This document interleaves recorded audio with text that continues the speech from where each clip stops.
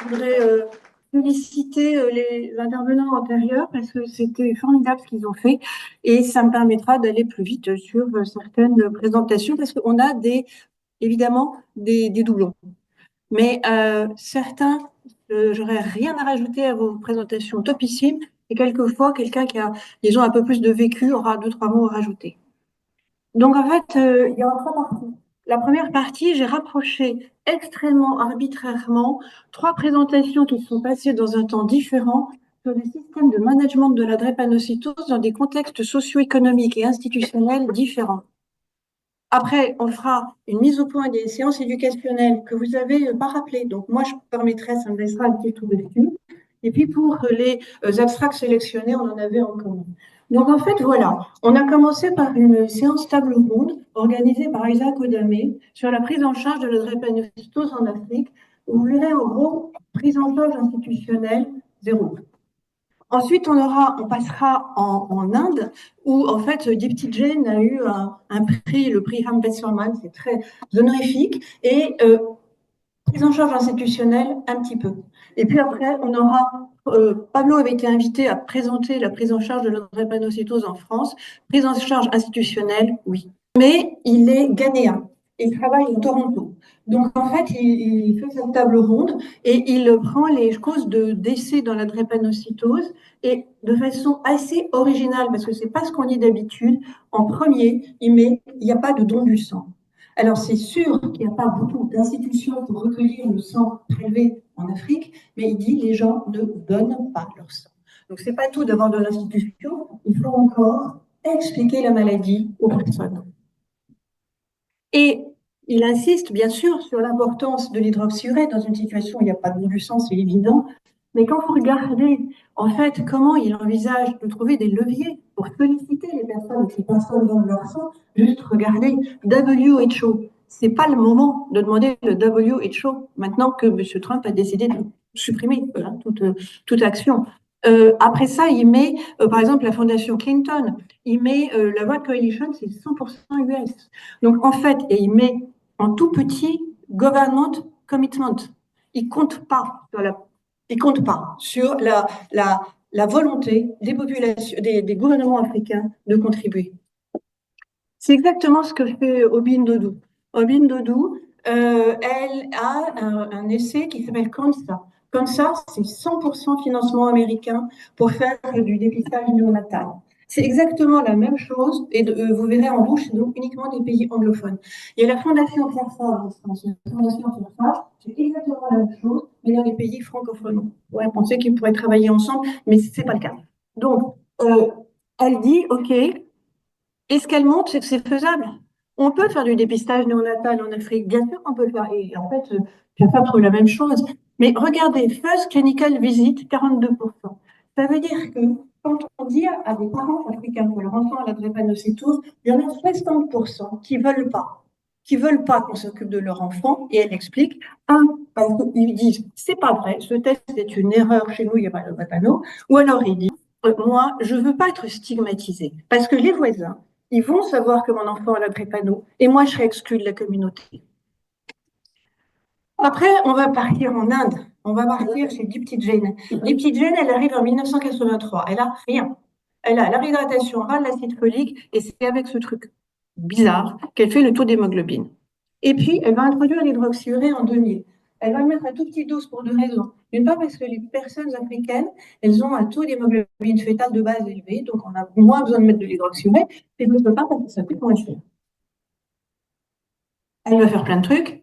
Et en 2023, elle a une reconnaissance nationale.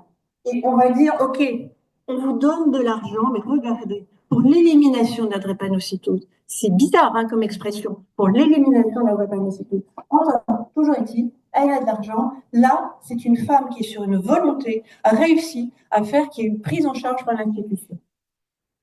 Et puis après, très élégamment, Pablo a présenté le système français, mais le système français, bien sûr, le contexte socio-économique n'est pas le même, mais en plus, il y a une volonté institutionnelle d'aider. Donc, il va présenter la filière avec la volonté d'en faire un système centré sur le patient et une médecine délocalisée. Donc, on a déjà, vous connaissez la filière.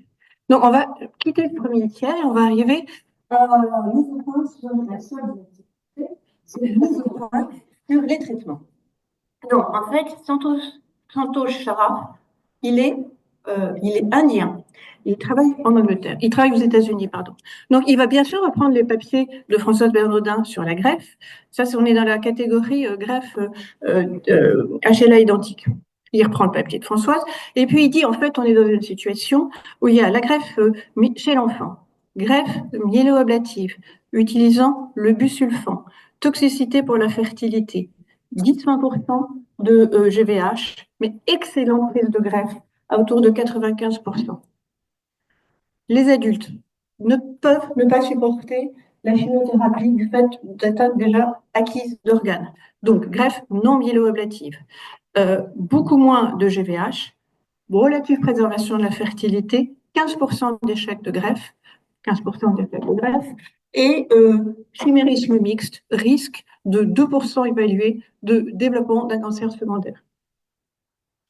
Et puis, il présente deux essais. Un, je n'ai pas compris pourquoi il le ressortait, parce que ça n'a pas beaucoup d'intérêt, sauf qu'il y a 200 personnes, 12% d'échecs de greffe. Et puis, surtout, c'est ça qui est intéressant, ce sont nos cousins hollandais.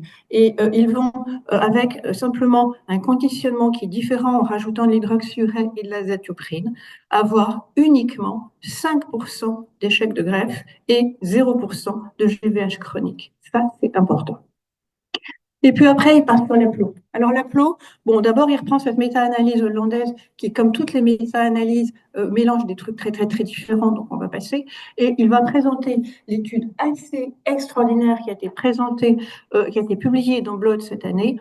Et c'est sur donc une greffe APLO, qui est le protocole dit Baltimore enrichi par du cyclophosphamide en post-transplantation. Qu'est-ce qu'il montre? Greffe APLO. 7% de mortalité liée à la greffe, hein, quand même, 7% de mortalité liée à la greffe, c'est pas rien. Ensuite, 10% de GVH modéré à sévère. Mais ce que je trouve aussi extrêmement intéressant, c'est ce truc-là. Voilà. Il montre l'event-free survival, et donc, en fait, on voit qu'il y a deux populations. Il y a l'enfant, il y a l'adulte. Tous les rejets sont survenus chez les enfants. Il y a eu 8 rejets, 8 enfants. Et les adultes, en revanche, des bien meilleurs résultats. Donc moi, après beaucoup d'années d'expérience, je me dis, greffer en appelant greffer en appelant un enfant, je ne serais pas fanat. Ça, c'est l'approche globale qu'il va présenter, mais on a exactement la même en Europe, donc je passe. Et puis, je me permets quand même de rajouter des petites choses par rapport à ce que vous avez très bien fait. Un, le lentivirus, tu ne l'as pas dit, finalement, l'adjonction de l'hémoglobine AT87Q, c'est le développement de ce qui avait été fait par Marina Cavazana en 2014 en France. C'était ce qu'on appelait le groupe A. Le groupe A de leucémie. Après, groupe B, personne n'en parle jamais, et en fait, on parle toujours du groupe C. Ce qui est intéressant, c'est qu'ils prennent à la fois des douleurs et des strokes. Tu vois, parce que si on prend Vertex, Vertex ne prend pas de stroke. C'est un motif d'exclusion. On reviendra sur Vertex après. Et ce que dit la collègue, c'est dit, ouais, ok. Effectivement, il y a eu 1718 greffes de moelle aux États-Unis pendant 30 ans. Mais il ne faut pas rêver. Même si on additionne la technique d'addition de laine, qui n'existe pas en Europe, qui n'est pas disponible, et la technique de Casgevy, on ne peut pas imaginer qu'on fera plus que 5 à 6 thérapies géniques, il a 5 à 6 thérapies géniques dans les centres de moyenne endurance par an et 10 dans les centres de grande. Pour relativiser. Là, on a dit de leucémie, on laisse tomber, il y a le groupe B, on n'en parle jamais, il y a le groupe C. Et ce que je voulais montrer, c'est quand même visualiser les résultats du groupe C. Alors, d'abord, bon, c'est des patients SF. Ce qui est intéressant pour ceux qui s'y intéressent, c'est qu'il y a en médiane 2 cycles de mobilisation. On va voir le résultat. En fait, c'est 1 à 4, mais en médiane, ça fait quand même 4. 2, pardon. La tolérance, c'est celle du busulfan. C'est une chimiothérapie. Les gens ils disent, moi, mes patients disent, je ne veux pas la greffe parce qu'il y a la chimiothérapie. Bah, la thérapie génique, c'est pas. C'est une chimiothérapie avec la tolérance du busulfan. Façon intéressante, ils ont un syndrome myélodysplasique, ils ne comprennent pas pourquoi, ils le disent. Et c'est ça que je voulais montrer parce que toi, tu ne l'as pas montré. Donc, en fait, quand il n'y a pas de petits points, c'est qu'il n'y a pas de douleur après la thérapie génique. Quand il y a des petits points, c'est qu'il y a des douleurs après la thérapie génique. Et en fait, ils ont 38 malades évaluables. Et sur les 38 malades évaluables, il y en a 11 qui ont des douleurs après la thérapie génique. Mais ce qui est vrai, c'est qu'ils en ont moins. Ils en ont moins, sauf 5 qui continuent à avoir un sacré paquet de douleurs après la thérapie génique. Et vous le voyez, hein, vous voyez des gens, ils sont tout le temps malades avant, ils sont tout le temps malades après. Donc, ce qu'il faut, c'est éviter que les gens soient tout le temps malades d'une manière générale avant, parce qu'après, il y a en fait un phénomène de douleur chronique, et même la thérapie génique n'y arrivera plus. Bon, ça, on passe. Et puis, ça, c'est, je me suis aussi permis de reprendre, malgré tout, malgré que tu l'aies présenté, Vertex. Donc, ils sont filous, parce qu'en fait, ils avaient soumis deux trucs. Ils avaient soumis la thalassémie et la drépano. Ils ont été pris en thalassémie. Mais ils ont quand même assuré de la drépano, hein, parce qu'ils avaient des trucs à dire. C'est filou, parce que normalement, ça ne va pas être fait comme ça. Bon, la thalassémie, tu l'as pas dit, il y a quand même 30% de bêta 0, bêta 0. Il faut se souvenir qu'avant, c'était des motifs d'exclusion. Et ils ont en thalassémie, c'est phénoménal les résultats. Ils vont avoir des taux d'hémoglobine supérieurs à 10 grammes et des taux d'hémoglobine F supérieurs à 40%. Et ils ont, sur 54 patients évaluables, 53 sevrés de transfusion. Donc en thalassémie, c'est absolument phénoménal. Et André Panot, ça ne pas. Il fallait un peu, mais alors, il n'aurait jamais dû mettre cette diapo puisqu'il était normalement censé parler de thalassémie. Mais enfin, il a mis la drépano. Et donc, ils ont 42 patients évaluables. Et là, il y en a quand même moins, hein, des petits points après. Ils ont quand même 3 réfractaires qui restent douloureux.